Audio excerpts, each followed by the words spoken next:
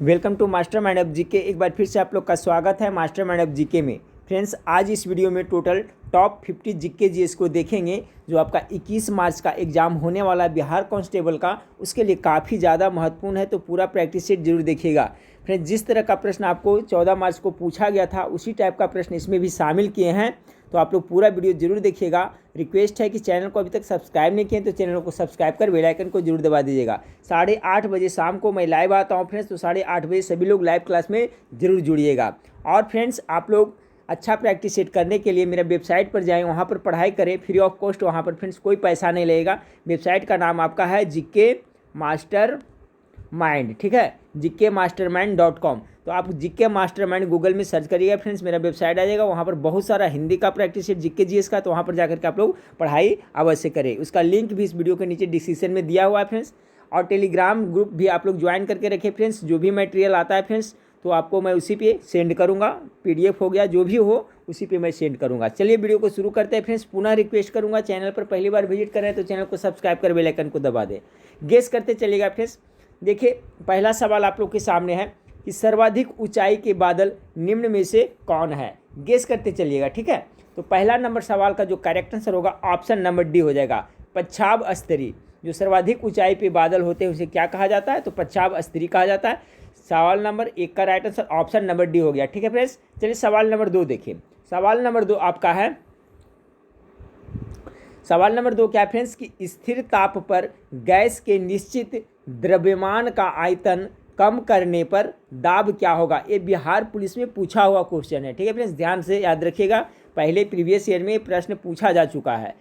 तो स्थिर ताप पर गैस के निश्चित द्रव्यमान का आयतन का कम करने पर, ठीक है, यहाँ पर मिस्टेक हुआ, ठीक है फ्रेंड्स, कह रहा है कि स्थिर ताप पर गैस के निश्चित द्रव्यमान का आयतन कम करने पर दाब क्या होगा। 2 नंबर सवाल का right answer option number C बढ़ेगा, ठीक है।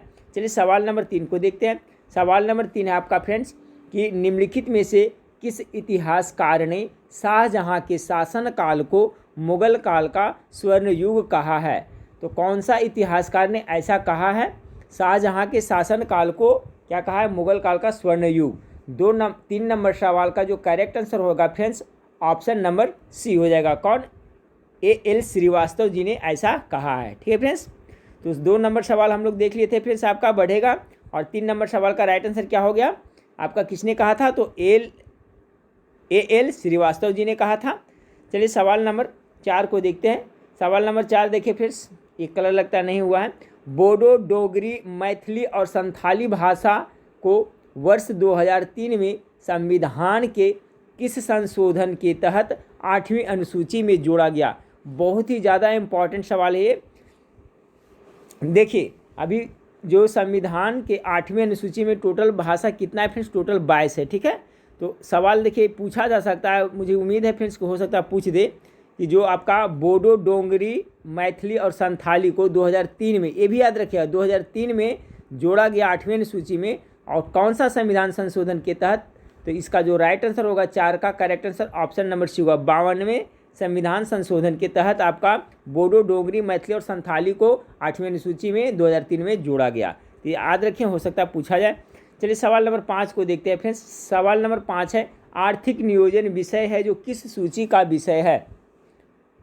सवाल नंबर 5 का करेक्ट आंसर क्या होगा, फटाफट गेस करें। 5 का जो करेक्ट आंसर होगा फ्रेंड्स समवर्ती सूची का विषय है, ठीक है। ये समवर्ती सूची है जो भारतीय संविधान में ऑस्ट्रेलिया के संविधान से लिया गया है। देखिए 14 जनवरी को कोई भी शिफ्ट में इसका नहीं पूछा था स्रोत से फ्रेंड्स, तो हो सकता है, उम्मीद है अभी पूछे तो सभी का कॉन्सेप्ट क्लियर रखेगा। नीति निर्देशकता तो आयरलैंड के संविधान से लिया गया है, ये सभी का कॉन्सेप्ट क्लियर करेगा। संविधान प्रस्तावना की भाषा ऑस्ट्रेलिया के संविधान से लिया गया, और सिर्फ प्रस्तावना कहाँ से लिया गया, अमेरिका से लिया गया है फ्रेंड्स।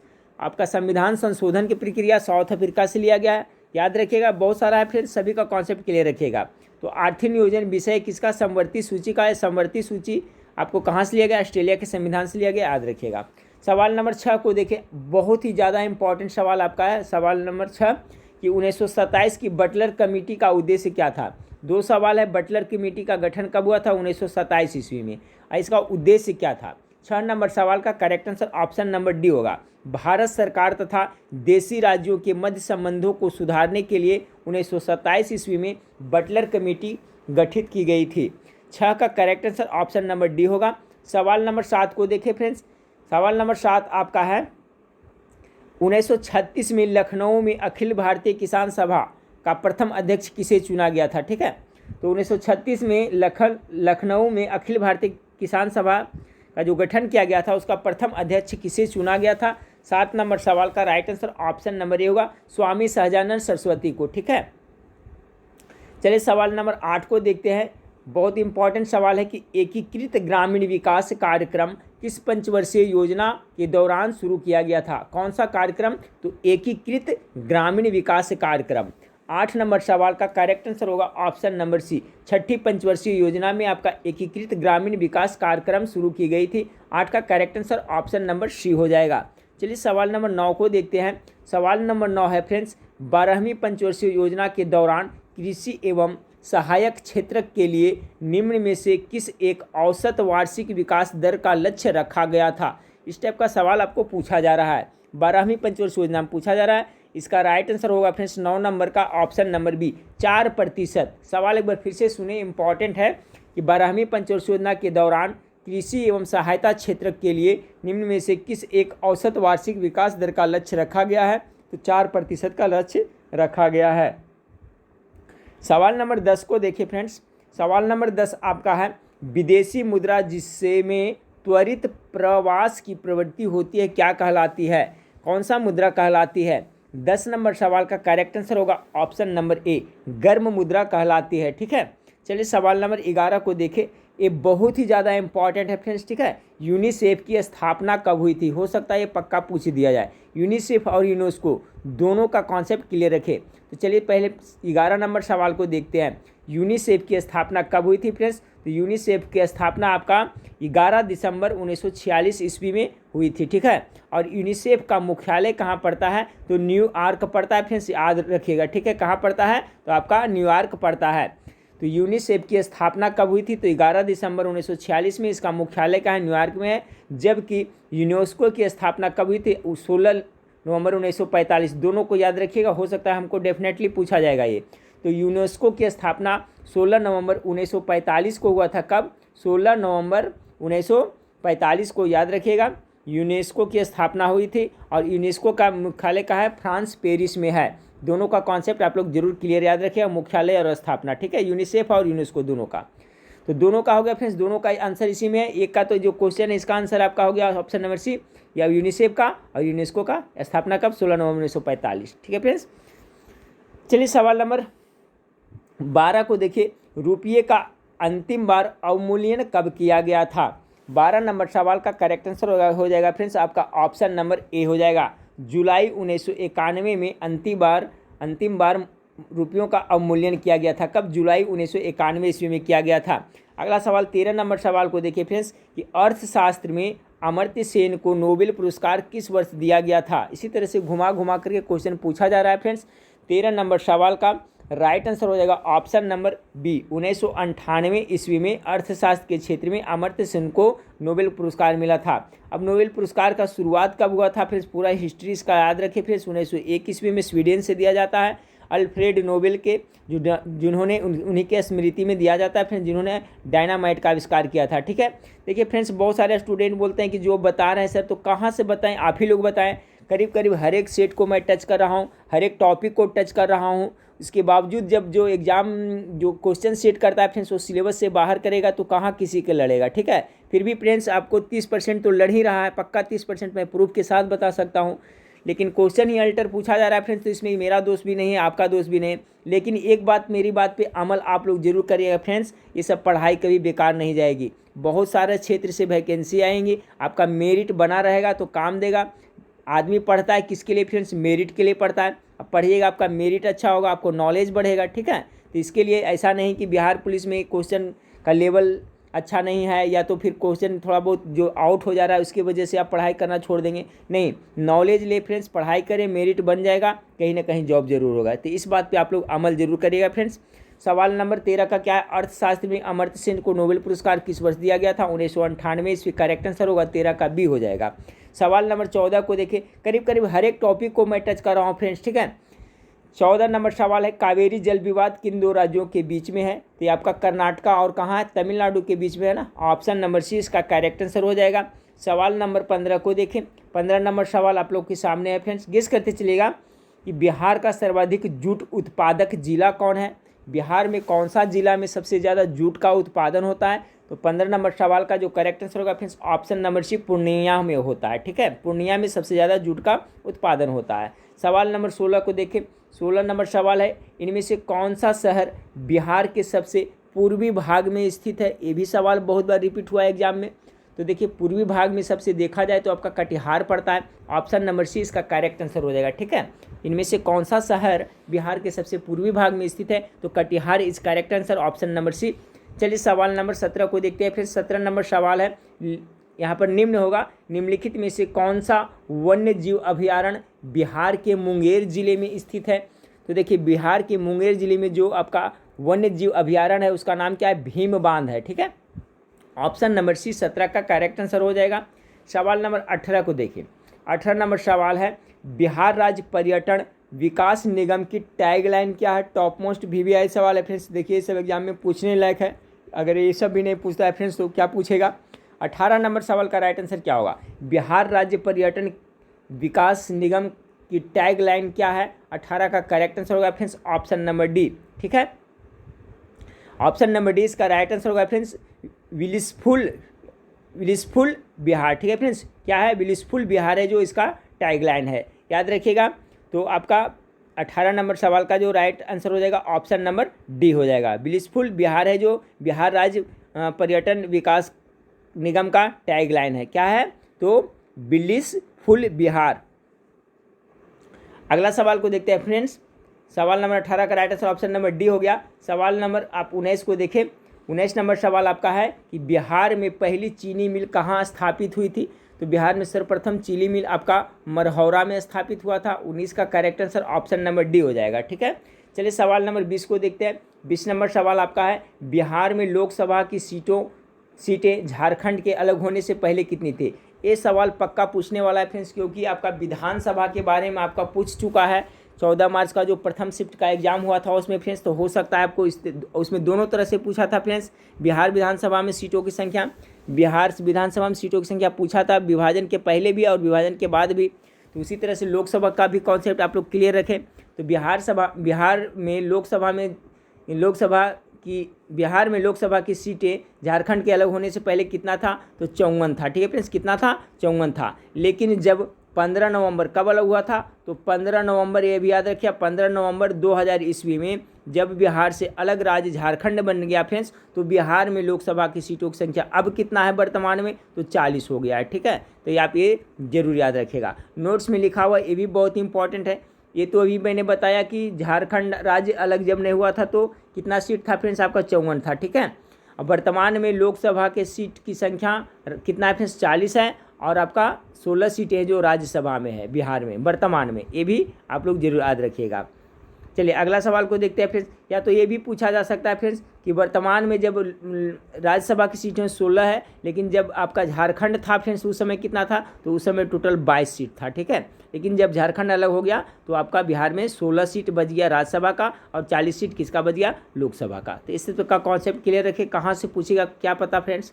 21 नंबर सवाल को देखिए। असहयोग आंदोलन के दौरान बिहार में कृषकों का नेतृत्व किसने किया था? 21 नंबर सवाल का जो आपका करेक्ट आंसर होगा ऑप्शन नंबर बी, स्वामी विद्यानंद, ठीक है। स्वामी विद्यानंद है जो असहयोग आंदोलन के दौरान बिहार में कृषकों का नेतृत्व किसने किया था? स्वामी विद्यानंद ने। सवाल नंबर 22 को देखिए फिर। सवाल नंबर 22 आपका है, बिहार सोशलिस्ट पार्टी कब गठित हुई थी? बहुत अच्छा सवाल है। तो 22 नंबर सवाल का करेक्ट आंसर क्या होगा? फटाफट गेस करिए। 22 का जो राइट आंसर होगा friends 1931, option number C right answer होगा। बिहार सोशलिस्ट पार्टी कब गठित हुई थी? तो 1931 ईस्वी में। 22 का correct answer option number C हो जाएगा। सवाल नंबर 23 को देखते हैं। सवाल नंबर 23 बहुत ज़्यादा इंपॉर्टेंट है फ्रेंड्स कि प्रांतों में द्वैध शासन किस अधिनियम के तहत स्थापित की गई थी। प्रांतों में कह रहा है फ्रेंड्स, तो प्रांतों में कहेगा तो भारत सरकार अधिनियम 1919 के तहत हुआ था ना। ऑप्शन नंबर ए इसका राइट आंसर होगा। 23 का correct answer option number A होगा। अब देखिए इससे किस तरह से सवाल घुमा करके पूछा जाता है, मैं सभी का कॉन्सेप्ट क्लियर करता हूँ, थोड़ा सा वक्त दे। प्रांतों में द्वैध शासन किस अधिनियम, तो भारत सरकार अधिनियम 1919 के तहत लगाया गया था।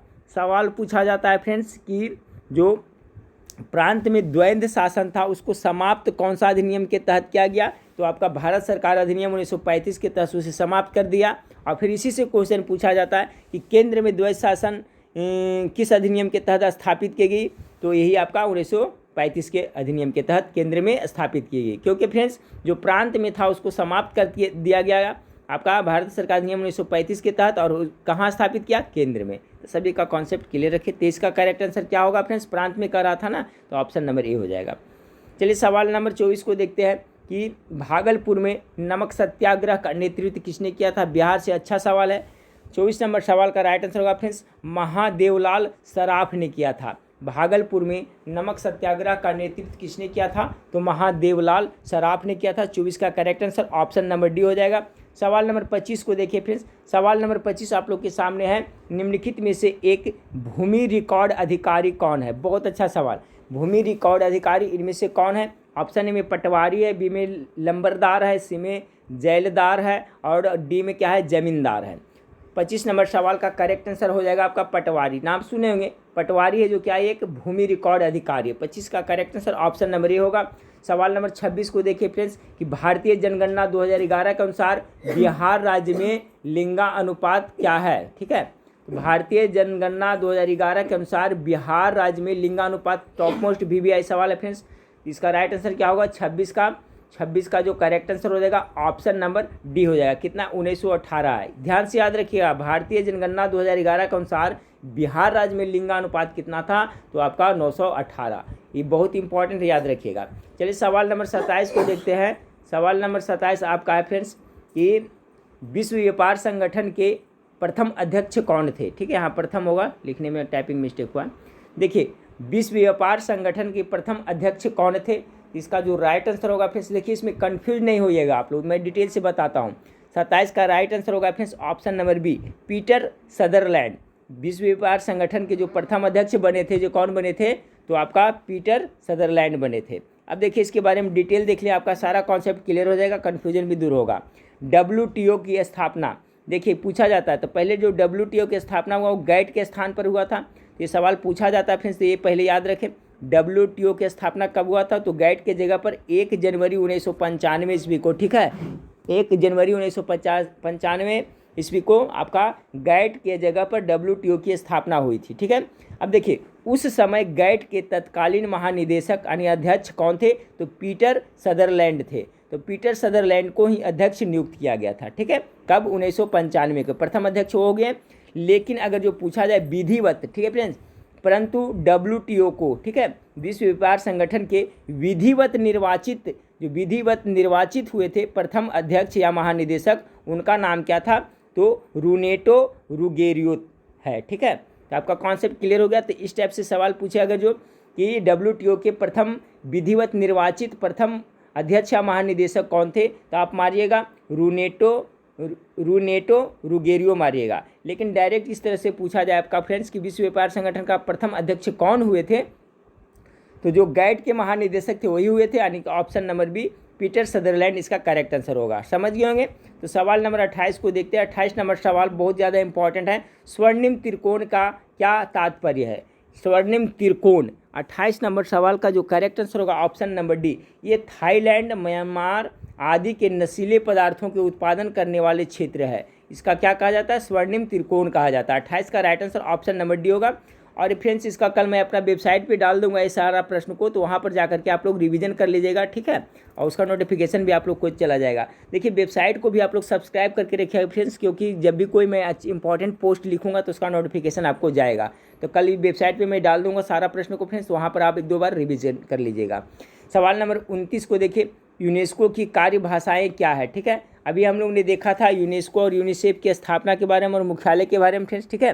तो यूनेस्को की कार्यभाषाएं क्या है, बहुत अच्छा सवाल है। 29 का करेक्ट आंसर होगा फ्रेंड्स आपका क्या, ऑप्शन नंबर सी, अंग्रेजी, फ्रेंच और रूसी। यूनेस्को की जो कार्य की भाषाएं हैं, कार्यालय की भाषाएं वो कौन कौन है, तो अंग्रेजी भी है, फ्रेंच भी है और रूसी है, 3 भाषा है, ठीक है। Option number C correct answer हो जाएगा। सवाल नंबर 30 को देखें, लाइफ डिवाइन नामक पुस्तक के लेखक कौन है। 2 तरह से पूछा जाता है, 2 तरह का पुस्तक है फ्रेंड्स, एक लाइफ डिवाइन है, एक डिवाइन लाइफ है। तो पहले हम लोग 30 नंबर सवाल का राइट आंसर गेस करते हैं। लाइफ डिवाइन के आपका अरविंद घोष करेक्ट आंसर हो जाएगा, लेकिन आपको पूछ दिया फ्रेंड्स डिवाइन लाइफ पूछ दिया जाए, ठीक है। डिवाइन लाइफ, एक तो लाइफ डिवाइन पुस्तक है, एक डिवाइन लाइफ है, तो डिवाइन लाइफ का पूछ देगा फिर तो शिवानंद इनका करेक्ट आंसर हो जाएगा, ठीक है। दोनों में कन्फ्यूज नहीं होना है, लाइफ डिवाइन रहेगा तो अरविंद घोष और डिवाइन लाइफ रहेगा तो आपको शिवानंद हो जाएगा, ठीक है। चलिए सवाल नंबर 31 को देखते हैं। 31 नंबर सवाल आपका है कि कानूनी विषयों पर राज्य सरकार को कौन परामर्श देता है। टॉप मोस्ट VVI सवाल है फ्रेंड्स, इसका सही करके बताएं आप लोग। कानूनी विषयों पर राज्य सरकार को कौन परामर्श देता है। 31 नंबर सवाल का राइट आंसर होगा option number A, advocate general देता है। 31 का correct answer option number A हो जाएगा। सवाल नंबर 32 को देखें। 32 नंबर सवाल है फ्रेंड्स, लोकसभा में राज्यवर सीटों का आवंटन सन 1971 की जनगणना पर आधारित है। जी बिल्कुल सही है। यह निर्धारण किस वर्ष तक यथावत रहेगा, कब तक रहेगा, ठीक है, लोकसभा में राज्यवर सीटों का आवंटन का। तो इसका जो 32 का सवाल राइट आंसर होगा ऑप्शन नंबर सी, 2026 तक ऐसा रहेगा, ठीक है फ्रेंड्स, याद रखिएगा।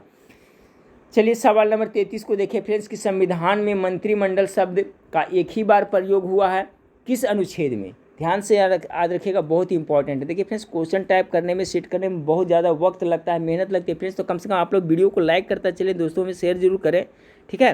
33 का करेक्ट आंसर होगा ऑप्शन नंबर सी, अनुच्छेद कितना, 352 में। ध्यान से रखिएगा याद कि संविधान में मंत्रिमंडल शब्द का एक ही बार प्रयोग हुआ, किस अनुच्छेद में, तो आपका अनुच्छेद 352 में। इसके बारे में थोड़ा सा डिटेल देख लें कि संविधान में मंत्रिमंडल शब्द का प्रयोग केवल एक ही बार अनुच्छेद 352 के खंड 3 में किया गया है। इसके अनुसार राष्ट्रपति आपातकाल की उद्घोषणा तभी कर सकेगा जब मंत्रिमंडल उसे लिखित रूप से सूचित करेगा, ठीक है, याद रखिएगा। सवाल नंबर 34 को देखें। राज्य सरकार का संवैधानिक प्रमुख कौन होता है। बहुत अच्छा सवाल है, राज्य सरकार का संवैधानिक प्रमुख आपका कौन होता है, तो 34 का करेक्ट आंसर हो जाएगा आपका राज्यपाल, अर्थात गवर्नर जो होता है। जो राज्य सरकार का संवैधानिक प्रमुख कौन होता है, तो राज्यपाल होता है। वास्तविक प्रधान कौन होता है, तो मुख्यमंत्री होता है, याद रखिएगा। अगला सवाल को देखते हैं। 35 नंबर सवाल है, विश्व की सबसे ऊंची चोटियां किस प्रकार के पर्वत में पाई जाती है। इसी टाइप से आपका प्रश्न घुमा करके पूछा जाता है। अब तो कौन सा पर्वत है उसमें विश्व की सबसे ऊंची चोटियां पाया जाता है फ्रेंड्स, तो आप लोग को पता है जो हिमालय है, जो एवरेस्ट सबसे ऊंची चोटी है, और हिमालय कैसा पर्वत है, नवीन मोड़दार पर्वत का उदाहरण है। तो 35 का जो करेक्ट आंसर होगा ऑप्शन नंबर सी होगा, नवीन मोड़दार पर्वत, ठीक है। विश्व की सबसे ऊंची चोटियाँ किस प्रकार के पर्वत में पाई जाती है, तो नवीन मोड़दार पर्वत में पाई जाती है। सवाल नंबर 36 को देखें। ये सब जीके जीएस है जो फ्रेंड्स आपका आगामी रेलवे ग्रुप डी हो गया और आपका फायरमैन या सभी में काम देगा, ठीक है। तो अभी से सभी याद करते चलें। 36 नंबर सवाल, निम्नलिखित में से गैर परंपरागत, ठीक है, निम्नलिखित में से गैर परंपरागत ऊर्जा का स्रोत कौन है। इससे देखिए एक प्रश्न हमेशा पूछा जाता था फ्रेंड्स, पता नहीं इस बार क्यों नहीं पूछा, अल्टर क्वेश्चन पूछा जा रहा है। तो गैर परंपरागत और परंपरागत ऊर्जा का स्रोत का कॉन्सेप्ट क्लियर रखिएगा। गैर परंपरागत और परंपरागत या तो नवीकरणीय या अनवीकरणीय। तो मैं अभी यहाँ पर बता दूँ फ्रेंड्स, आपका कॉन्सेप्ट क्लियर हो जाएगा। गैर परंपरागत ऊर्जा स्रोत को ही हम लोग क्या कहते हैं, नवीकरणीय ऊर्जा स्रोत कहते हैं, ठीक है। इसमें कन्फ्यूज नहीं होना है। और जो आपका परंपरागत स्रोत है वो क्या हो जाएगा फ्रेंड्स, अनवीकरणीय ऊर्जा का स्रोत हो जाएगा। अब देखिए नवीकरणीय ऊर्जा का स्रोत इसमें कौन है, पकड़ लिए, इसका कॉन्सेप्ट क्लियर रहेगा तो इसका right answer option number D हो जाएगा। जो गैर परंपरागत ऊर्जा का स्रोत अर्थात नवीकरणीय ऊर्जा का स्रोत क्या होगा, तो पवन ऊर्जा हो गया, सौर ऊर्जा, ये सब हो गया फ्रेंड्स। बाकी बच गया आपका क्या, कोयला, पेट्रोल, डीजल, ये सभी है जो आपका परंपरागत ऊर्जा का स्रोत है अर्थात अनवीकरणीय, ठीक है, अनवीकरणीय ऊर्जा का स्रोत है। कॉन्सेप्ट क्लियर हो गया होगा। अगला क्वेश्चन को देख लें। 37 नंबर सवाल आपका है फ्रेंड्स कि निम्न में से किस ग्रह पर सूर्योदय पश्चिम से होता है। बहुत अच्छा सवाल है। तो देखिए दो ऐसा ग्रह, टोटल ग्रहों की संख्या पहले 9 था फ्रेंड्स, लेकिन अभी है जो ग्रहों की संख्या कितना हो गया, 8 हो गया है, ठीक है। 8 ग्रह में से आपका 2 ग्रह ऐसा है फ्रेंड्स जो एंटी क्लॉक घूमता है, यानी विपरीत दिशा में घूमता है। वो कौन कौन ग्रह है फ्रेंड्स, तो उसी से संबंधित ये सवाल है। तो निम्न में से किस ग्रह पर सूर्योदय पश्चिम से होता है? Correct answer option number D होगा। शुक्र ग्रह है फ्रेंड्स और एक अरुण ग्रह है, ठीक है, इसे यूरेनस भी कहते हैं। तो शुक्र और यूरेनस ग्रह है जो आपका पश्चिम से पूर्व की ओर ना घूम करके पूर्व से पश्चिम की ओर घूरती है। बाकी पृथ्वी कैसे घूरती है अपनी फ्रेंड धुरी पर, तो ये अपना पश्चिम से पूर्व की ओर घूरती है, लेकिन ये है जो उल्टा घूमता है। इसे यही कारण है कि शुक्र पर और अरुण पर है जो सूर्योदय पूर्व से न होकर के पश्चिम से होता है, ठीक है। तो निम्न में से किस ग्रह पर सूर्योदय पश्चिम से होता है? तो राइट आंसर हो जाएगा ऑप्शन नंबर डी, यानी शुक्र का, और एक कौन का है फ्रेंड्स? अरुण का। दोनों को याद रखिएगा। सवाल नंबर 38 को देखिए फ्रेंड्स। 38 नंबर सवाल है, उच्चतम न्यायालय के न्यायाधीश किस आयु तक पद पर बने रहते हैं? सिंपल सा सवाल है फ्रेंड्स। तो 65 वर्ष ना, 38 का राइट आंसर हो जाएगा ऑप्शन नंबर सी, 65 वर्ष तक। अगला सवाल को लेते हैं फ्रेंड्स। आपका अगला सवाल है कि भारतीय रियासतों के एकीकरण में प्रमुख भूमिका किसने निभाई थी? ये भी देखिए अच्छा सवाल है। 39 नंबर सवाल का correct answer option number C होगा, वल्लभ भाई पटेल और बीपी मेनन ने, ठीक है।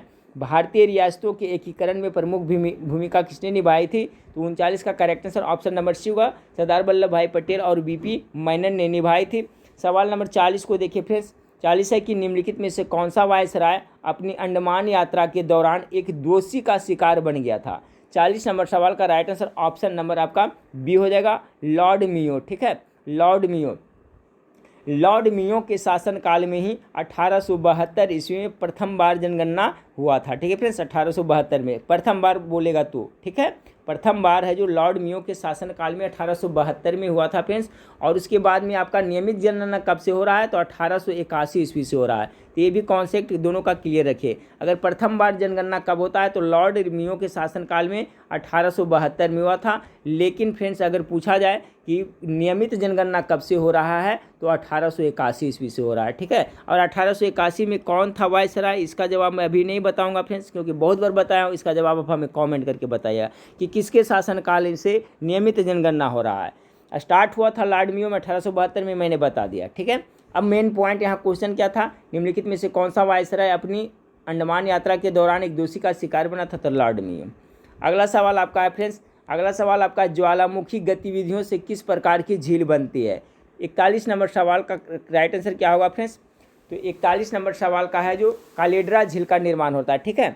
41 नंबर सवाल का जो आपका करेक्ट आंसर हो जाएगा ऑप्शन नंबर ए हो जाएगा, ठीक है। कैसा? कालेड्रा झील का निर्माण। अब देखिए ज्वालामुखी जो होता है वहाँ पर कालेड्रा भी कह सकते हैं फ्रेंड्स, वहाँ पर एक क्रेटर भी जैसे ज्वालामुखी का जो द्वार होता है जहाँ से फूटता है फ्रेंड्स, तो उसमें उसको हम लोग क्या कहते हैं? क्रेटर कहते हैं, ठीक है, क्रेटर कहते हैं। और क्रेटर में जब इसमें जो पानी जम जाता है तो क्रेटर झील का भी निर्माण होता है। तो इस टाइप से भी सवाल पूछा जाएगा फ्रेंड्स आपको, तो कन्फ्यूज नहीं होना है कि क्रेटर झील का निर्माण कैसे होता है। तो ज्वालामुखी जहाँ पर उजागर होता है, जहाँ ज्वालामुखी फूटता है फ्रेंड्स, तो उसका जो मुख होता है उसको क्या कहते हैं हम लोग? क्रेटर कहते हैं। और उसी में जब पानी बाद में जम जाता है तो क्रेटर झील का निर्माण होता है। तो इस तरह से भी कुछ तरह से भी पूछेगा, कॉन्सेप्ट क्लियर रखें। चलिए सवाल नंबर 42 को देखते हैं फ्रेंड्स। सवाल नंबर 42 आप लोग के सामने है। सवाल नंबर 42 आपका है कि संतुलन कीमत को अन्य किस नाम से जाना जाता है? अच्छा सवाल है। 42 का जो करेक्ट आंसर होगा फ्रेंड्स ऑप्शन नंबर डी हो जाएगा, ठीक है। अस्थिर कीमत के नाम से भी जाना जाता है। जो संतुलन कीमत होता है उसको किस नाम से जाना जाता है? तो उसे अस्थिर कीमत भी कहा जाता है। ऑप्शन नंबर डी 42 का करेक्ट आंसर हो जाएगा। सवाल नंबर 43 को देखें। 43 नंबर सवाल आपका है कि किस रंग का तरंग दैर्घ्य कम होता है?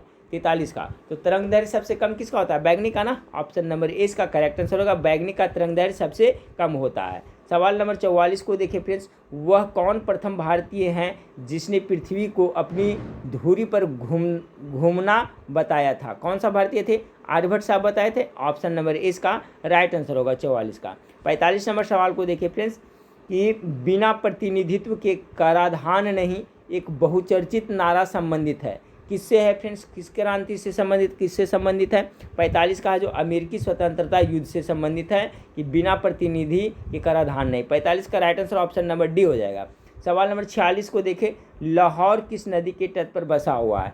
46 नंबर सवाल का राइट आंसर होगा ऑप्शन नंबर सी, रावी नदी के तट पर बसा हुआ है लाहौर, ठीक है। कौन सा नदी? तो रावी नदी के तट पर। 47 नंबर सवाल को देखें कि मांग के नियम के अनुसार क्या होता है? ये भी अच्छा सवाल है इकोनॉमिक्स का। तो देखिए मांग के नियम के अनुसार कीमतें बढ़ने पर मांग घटती है। मांग का नियम यही कहता है कि कीमतें बढ़ने पर मांग क्या होता है, घटती है। याद रखिएगा, बहुत अच्छा सवाल है। मांग के नियम के अनुसार से कीमत बढ़ने पर मांग क्या होती है, घटती है। 47 का correct answer option number C हो गया। सवाल नंबर 48 को देखिए फ्रेंड्स, किस प्रक्रम से समुद्र जल से सामान्य लवण प्राप्त किया जाता है। ये भी टॉप मोस्ट वीवीआई सवाल है। 48 का राइट आंसर होगा ऑप्शन नंबर बी, वाष्पीकरण से। ठीक है, किस प्रक्रम से समुद्र जल से सामान्य लवण यानी नमक प्राप्त किया जाता है, तो आपका वाष्पीकरण। 48 का right answer option number B हो गया। 49 नंबर सवाल को देखिए फ्रेंड्स, 49 नंबर सवाल आपका है, कार्बनिक यौगिक के विखंडन से ऊर्जा उत्पादन के लिए होता है। यहाँ पर कर्जा टाइपिंग मिस्टेक हुआ है फ्रेंड्स। ठीक है, कार्बनिक यौगिक के विखंडन से ऊर्जा उत्पादन के लिए होता है, कौन सा क्रिया होता है। ठीक है, कार्बनिक यौगिक के विखंडन से ऊर्जा उत्पादन के लिए होता है, क्या होता है। 49 नंबर सवाल का correct answer option number C हो जाएगा। ठीक है, अपचय होता है। ठीक है, 49 का correct answer option number C हो जाएगा।